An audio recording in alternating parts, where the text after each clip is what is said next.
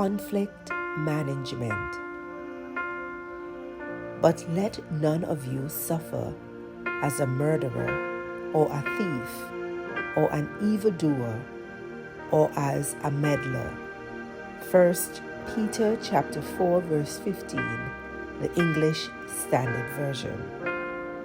The Apostle Peter, in his address to the Jewish Christians in the dispersion and the church today, speaks directly about what the cause of believers' suffering should be.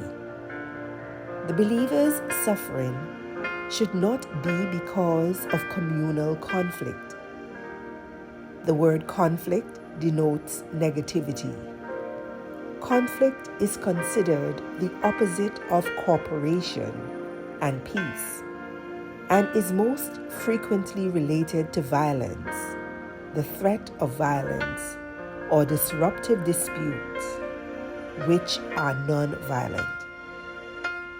Conflict not managed can result in suffering, but not all suffering are created equally. For the believer, suffering created through conflict is frowned upon and considered dishonorable. Thus, suffering as a result of conflict that ends in murder or thief or meddling is unacceptable. It is true that wherever people are, there will be conflict. However, believers should always let it be that they are falsely accused or wrongfully persecuted or insulted. Believers are expected to adhere to sound moral judgment at all times. Many would argue that committing murder in the course of securing life and property is justified. Accidents do happen, but if one has the occasion to think it through, it is no longer an accident, but premeditated. Engaging in evil and suffering in the process is not something that a believer can be proud of.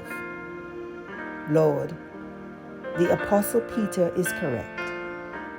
Help us not to equate well-deserved suffering as a result of conflict that may involve crime with genuine suffering for Jesus' sake.